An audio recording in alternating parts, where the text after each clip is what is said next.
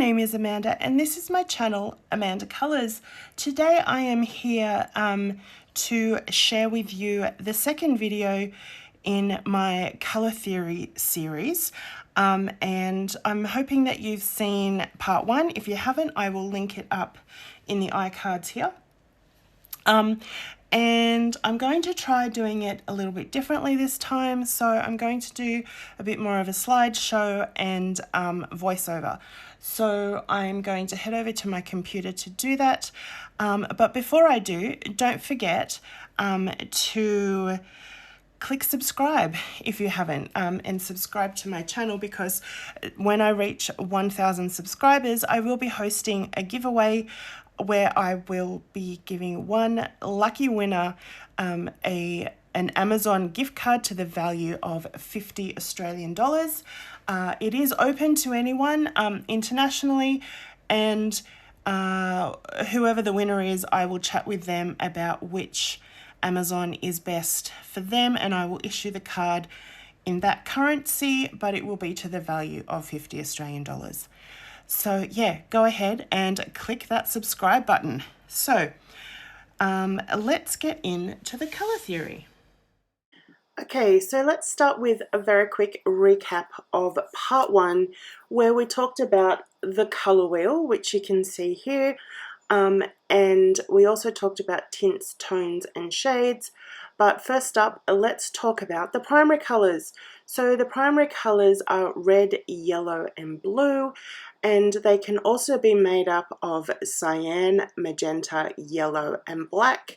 And this is the subtractive colour method, where we are subtracting light from a surface by adding colour. Primary colours can't be made by mixing any other colour. They are a pure pigment. Next up, we have the secondary colours, and these are created by mixing two primary colours. So for example, if we mix blue and yellow, we get green. If we mix yellow and red, we get orange. If we mix red and blue, we get purple.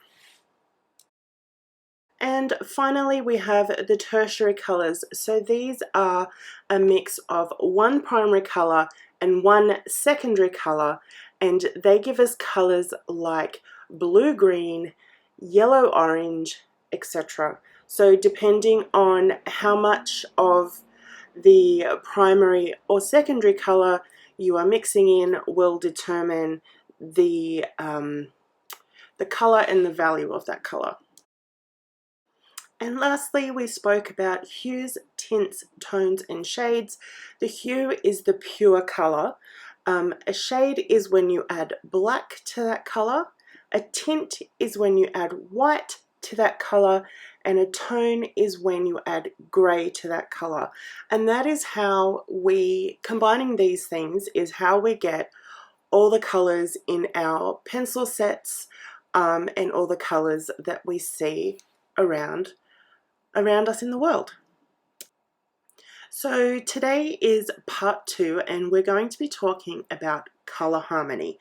So colour harmony is basically the way that colours work together.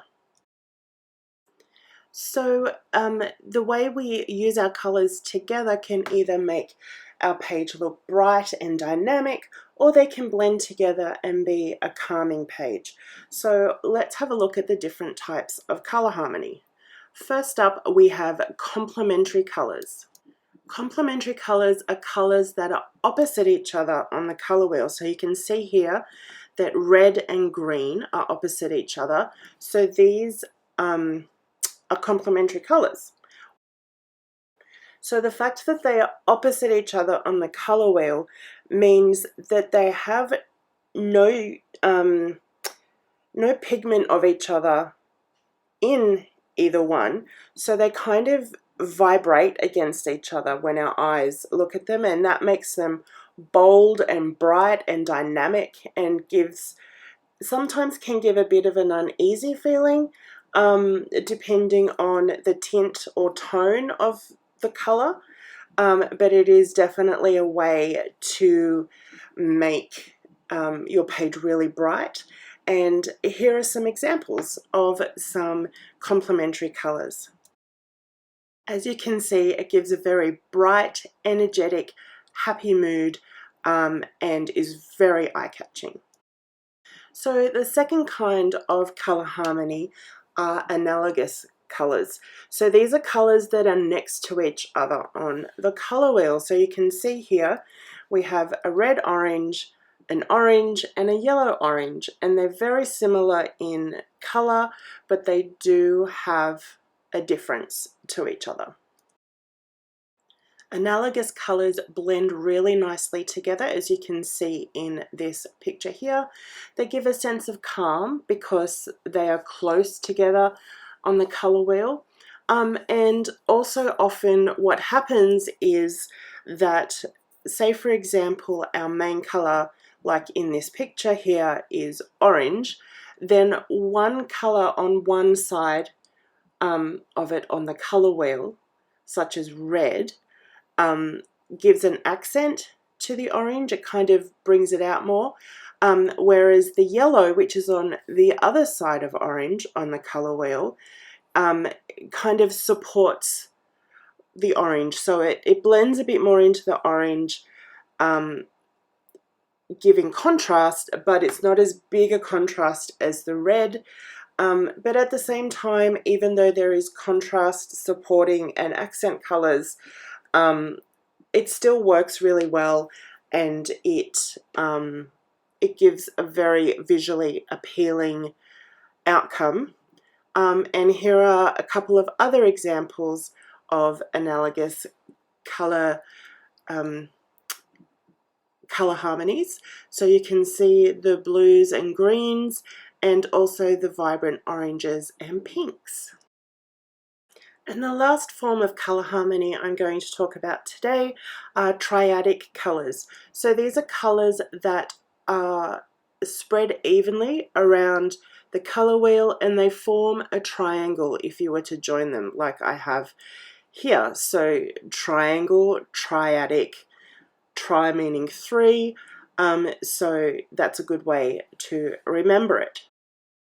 So triadic colors give a bright and dynamic feel to your artwork, to your coloring page. They give a sense of energy and vibrance, and they also create contrast and harmony at the same time.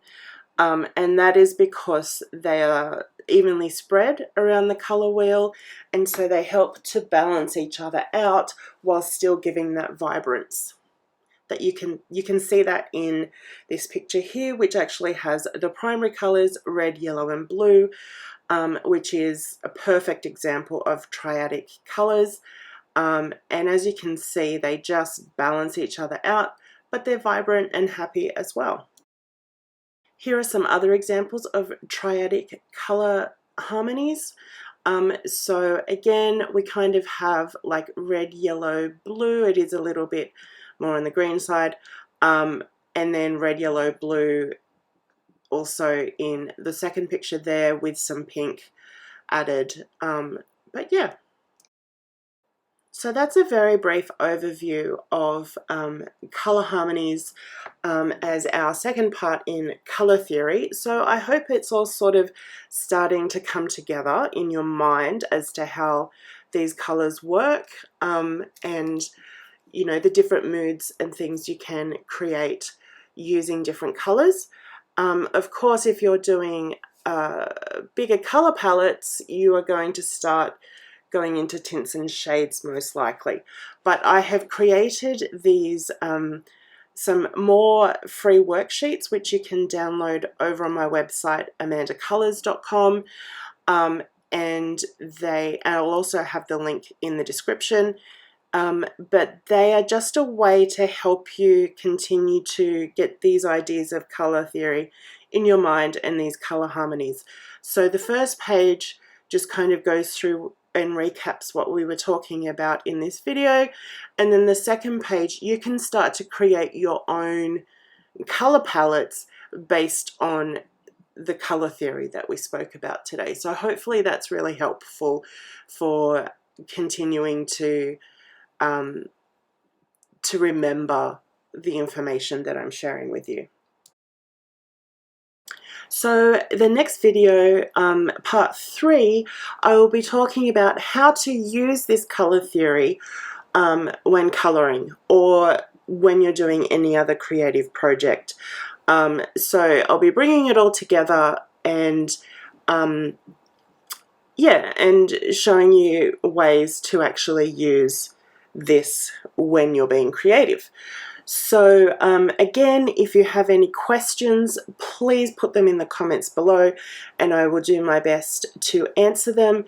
And again, if there is anything specific that you would like me to cover in the next video, put that in the comments as well, and I will make sure that I include that in the next video.